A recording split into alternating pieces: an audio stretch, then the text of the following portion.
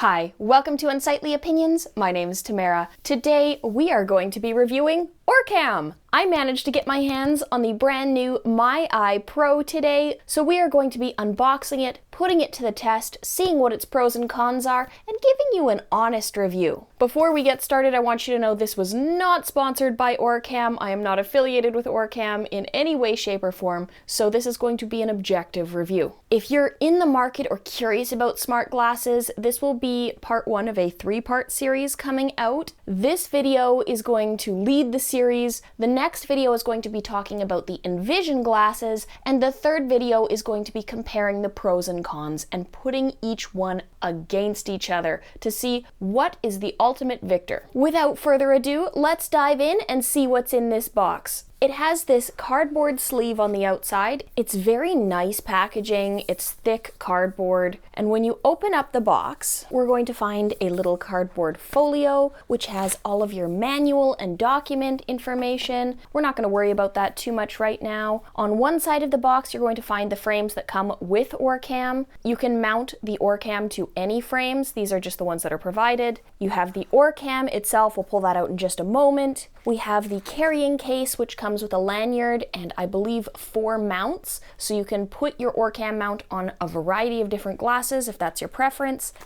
It has a lovely braided charging cable. It comes with a power adapter so you can plug it directly into the wall. A little pair of scissors. I was initially confused as to what these were for. The glasses mounts use a sticker and tie wraps to hold it to your glasses frame, so this is just to clip off the excess. So let's examine the Orcam itself. This little device is really cool. It's about the size and dimensions of my index finger. I would say it has the appearance of something like a thumb drive or flash drive. It's not very conspicuous. It's very, very small, much smaller than I actually thought it would be. The camera is on one end, the charging port is on the back, and on the inside, where it mounts to the glasses, there is a single button, which is the power button. Mounting it to the frames is really easy if the mount is attached. All you have to do is clip it on. It's got some very strong magnets that are going to hold it in place.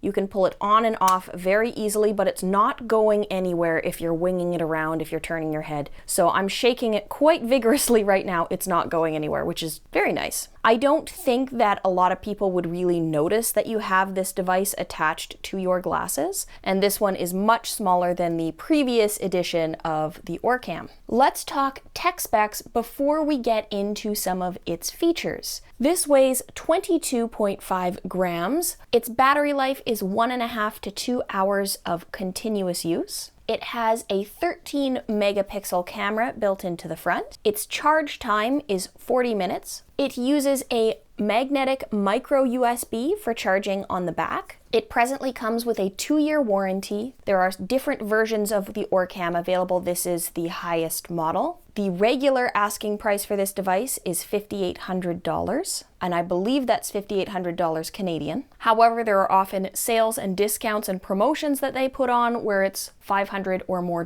off, so watch for those. And it can be mounted to any glasses frames. So, what can this do? Its primary function is reading printed text, so it's supposed to have one of the best optical character recognition softwares built into it. It has a color detector, it can detect currencies, it can recognize faces, it can be used both online and offline, so it doesn't necessarily need to be connected to the app or the internet, which is a nice little feature for privacy. It has multiple language options: English, French, Spanish, German, Italian, Japanese, Arabic, and a few others, which is amazing for all you multilingual folks out there. It has several different hand gestures, including the point to read function, where you can point at a piece of text and it will read it aloud or give you other descriptions about it. It has voice activation, so you can give it a variety of commands just by saying, "Hey Orcam." It has a smart reading function with built-in AI so that you can find specific information really quickly, like amounts, phone numbers, totals, sections, headlines, etc. It has an orientation feature where it's supposed to be able to detect doors,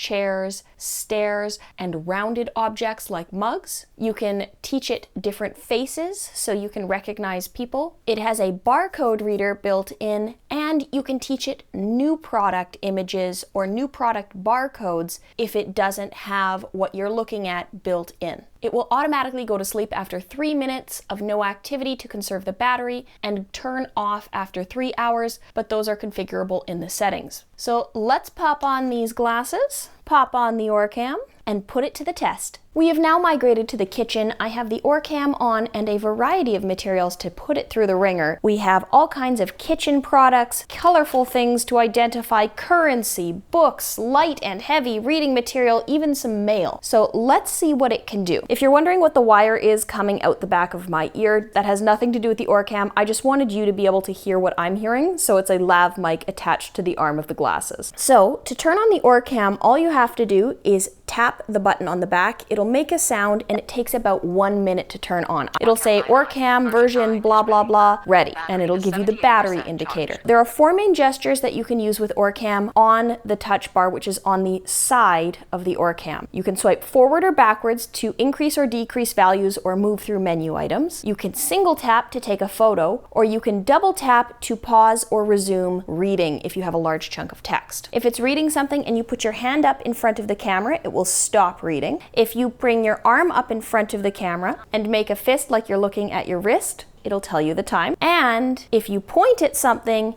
it's going to try and identify text. So really useful feature. Let's start out by trying some light reading here. I have a book.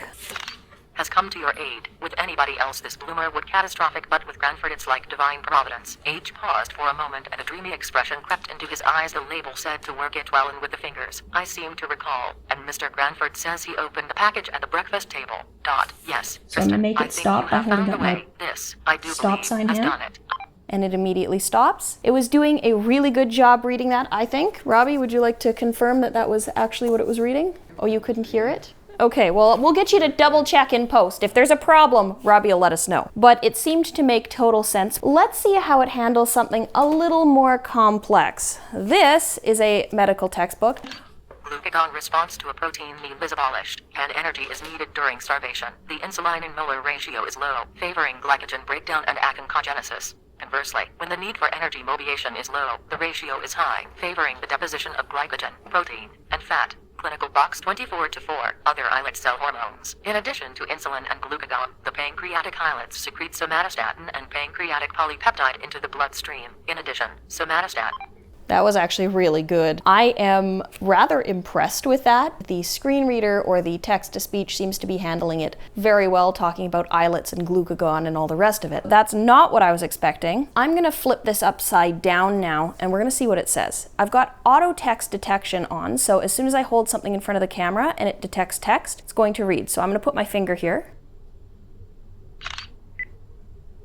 The text seems upside down. To read it, rotate the page and try again. So it's now told me it's upside down. Now let's get it to read the right ways up.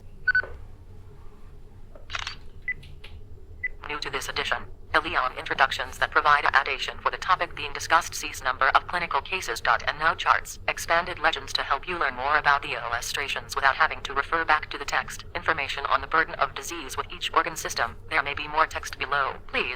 So let's get it to read, and then we're going to get it to pause it and resume talking by double tapping the side. So I'll flip open to a random page in this textbook again. Neutrally A. Carboxypeptidase A. Chymotrypsin elastase. Large peptides. Trypsin. Carboxypeptidase B. So I paused. Now I'm going to tell it to start again. B. Brush border and the meo by resection of part of the deadly altered in starvation. Be subject to homeostatic rec defect in the mechanism. Ha. So you can see that it actually does a pretty good job of auto-detecting when there's text. But if you do know that there's a specific piece of information that you want to look at, say you found a price tag at the grocery store, if you point at it, it should read it to you. I have overall been generally very impressed with the reading features so far. It's much more accurate than something like Microsoft Seeing AI. Let's give it one more challenge here. I have a piece of mail. Your plan is up for renewal. Hi Tamara, I want to thank you for being a loyal Max Energy customer and would like to take this moment to remind you that your Easy Max plan is expiring soon. When your plan expires, you will automatically move to our 5-year fixed rate plan, which is currently our lowest posted fixed rate plan. With Easy Max, you are never locked in and can change your plan monthly by logging. Next, I want to try out some currency. I have a variety of different bills in different denominations here. Let's see if it'll auto-detect and tell me what this is. £20. It's saying this is 20 pounds. Is this 20 pounds? 5. Okay, so we're having a little trouble with the pounds right now. Let's try this one. €5. This is €5? Okay, got that one right. That's good. What about this? 20 Canadian dollars. Okay, 20 Canadian dollars. Let's move on to color detection and see how it does there. Let's start easy and give it solid colored papers to look at. I'm gonna pull one at random from my color box. To detect color, all you have to do is point at the color you want to detect and leave your finger there. Otherwise, it's going to try and detect text. Orange-brown area. Orange-brown? I would just call that orange. We'll put that to the side. Let's pull out another color. Violet-gray area. Violet-gray? Just go with violets. Okay, let's try one last one here. Green area. Green? I would call that maybe a neon or a lime green. Okay, well, so far it's gotten all correct. I don't think many people who would be using the color detection option are going to be detecting solid colors of paper. They're going to be using things like fabric. So I have a couple of dog bandanas here. We're gonna see what it says this is. Green area. Green? It is green. Well done. Orange-brown area. Orange-brown? Just orange. So maybe just listen to the first color it mentions. Purple-violet area. Purple-violet? Yeah. Okay, hooray. So it's actually doing a decent job. Let's try recognizing some products and see what it says. Bay leaves foie de la, 20 grams G. Okay, so this is bay leaves. Okay, so let's flip it over and see what it makes of the back of the packaging. Text is too small. Try to hold it closer. Okay, so we're gonna hold it a little closer. T de simple et vérifier figure sur esplanade où il s'en nomme le renfermant S des ingrédients tels que des colorants beauty guest. Arôme artificiel et micro-arôme artificiel. À en savoir plus. Okay, so it read us a bunch of information en français. I actually think the French artificial voice was a lot faster than the English one for whatever reason. Robbie, can you show me where to point to the nutrition facts? I want to see how it handles that. It's the right kind of middle. Yeah. Nutri-on fact dollar nut leaf per 3 leaves. 0.5 GI. Skipped 1 line of unreadable text. Calories 0. Skipped 1 line of unreadable text. Fat. Leaf zone 9. Carbohydrate. Glucides copyright S. Skipped 1 line of unreadable text. So it got part of it. That's a good start. Let's try a few other products.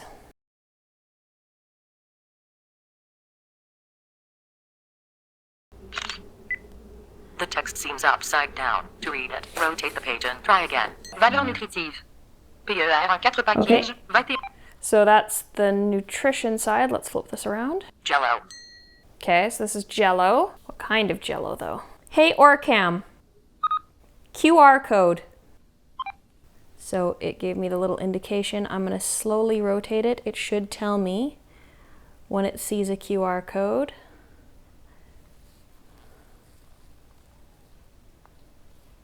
Unfamiliar barcode 0661890141108. I'm not sure which side, maybe this one? Jello jelly powder lemon. Okay, it didn't read that. I'm gonna try rotating it. Nu pasta. De l'eau calorie pasta les pâtes faibles en calories. Jacques. 25 alpha NX. Au mari Angela gluten. That's really funny. It decided to read it with the French accent, but it did read it correctly. This is new pasta. Now, cans, I think, are going to pose a problem. They usually are because they're rounded. It makes the text not flat, so let's see. Green Giant, grown 2-packed in, Canada, Niblets, whole kernel corn, Canada Fancy / 540 milliliters. Now we're going to try some smart reading. I have a pizza box from last night. I want to know what temperature to put it in the oven, how long to bake it for. I don't want it to read all of the text that's on here. I want to jump to the information I want to know. So to do that, I'm going to double tap the side. Smart reading.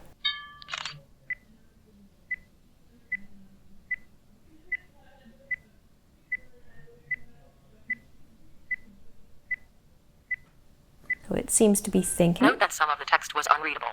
Some of the text is not in English. Ready. Read from instructions. Did you mean read the first article? No. Read from instructions. I am listening. Read from instructions. Did you mean read the first article? No. I am listening. Read from baking instructions. Did you mean read the 8th article? Yes? There are no articles. Okay, it does not seem to be working on this. Let's try something else. Here is this piece of paper. I am listening. Smart reading.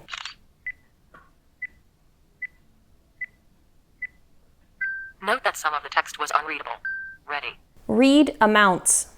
Found 4 amounts. First result, 6.79 cents/kWh. Second result, 1 year fixed electricity on June 27, 2022, $4.09/GJ. Third result, 8.49 cents/kWh. Fourth result, $4.79/GJ. Read phone numbers.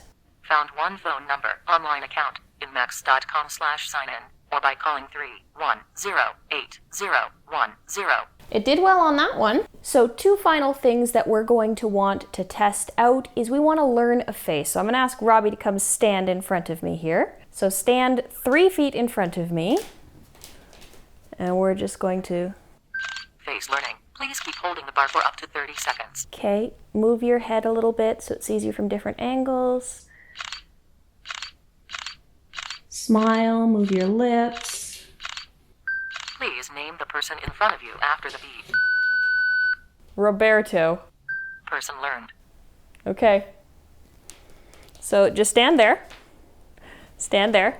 Mm-hmm. Roberto. It knew you! Mm-hmm. It did. Okay, one final thing that we're going to test out a little bit is the object identification. So I'm going to move out of frame here, and I'm going to turn around and face the chair that I was just sitting on. Hey, Orcam, what's in front of me? No relevant objects found. I am listening. What's in front of me? A chair to the right. Okay, it's saying there's a chair to my right, but there's nothing to my right now. Hey, Orcam, what's in front of me? A chair to the left. A chair to the left now. I am listening. What's in front of me? A door to the left. A door to the left. There should not be seeing a door right now. This is something that I was having trouble with a lot yesterday. I played with it extensively, and we were having not one bit of luck with its navigation or orientation feature. It didn't seem to accurately identify doorways or chairs or coffee mugs or anything else that it was supposed to, and when it did, it was giving it in the wrong orientation. It was always saying it was left or right of where it was when it was straight ahead. So I'm not sure if that's how I'm orienting my head or if it's overcorrecting for being on one arm of the glasses or what's going on there, but that is not a feature that I think I would rely on. But that about covers what I wanted to test out with Orcam today. Let's move on back to the other room and I'll give you my final thoughts. After significant testing, let me leave you with my final thoughts. Is Orcam a magical solution to vision loss that is going to give you all of the information to regain your lost vision? No. Is it as magical as it's been conveyed in advertisements? No.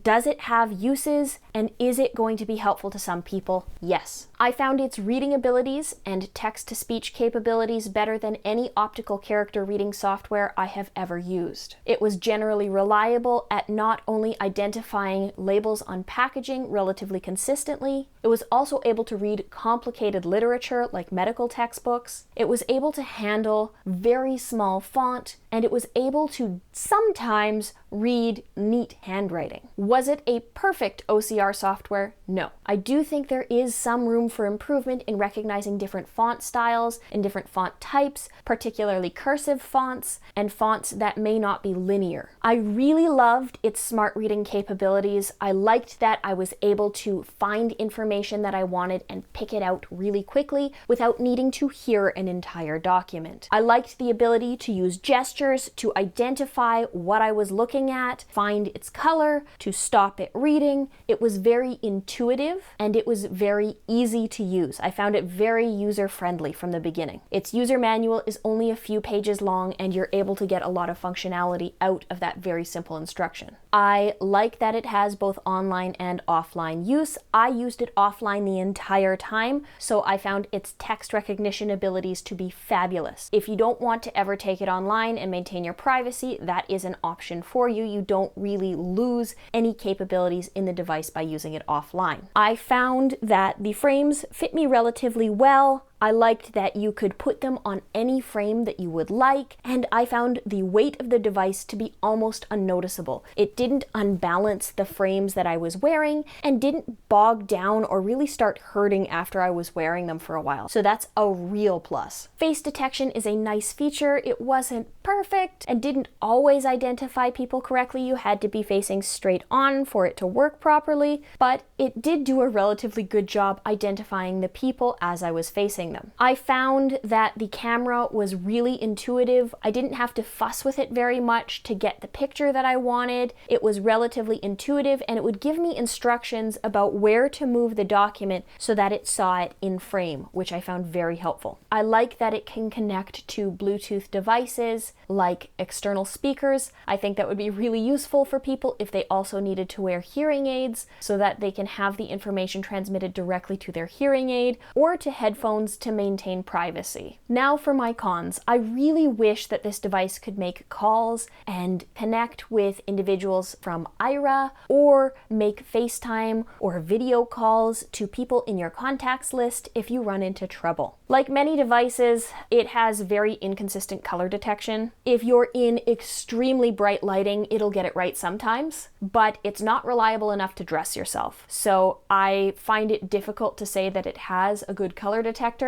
I also found its location information to be very poor. It did not accurately identify chairs, doors, or other objects in my environment. I do believe it's still in beta, but it's so inaccurate that I could not rely on it at all, and I don't endorse using that feature. I found that certain font types were difficult and handwriting was inconsistent. It would do it sometimes, but not all the time, and a lot of things are handwritten notes, or you're left a post-it somewhere and you're expected to interpret it. So being able to interpret that, even though I know it would be difficult to make it perfect, making an effort to try and work with different font types is somewhere that I think they could spend some time in the future to make the device even better. I also feel that the price point where it is currently is unattainable for most. I see a lot of people trying to get GoFundMes to buy this device, and that is really sad. I don't think that this device should be in the price bracket that it is for what it is doing,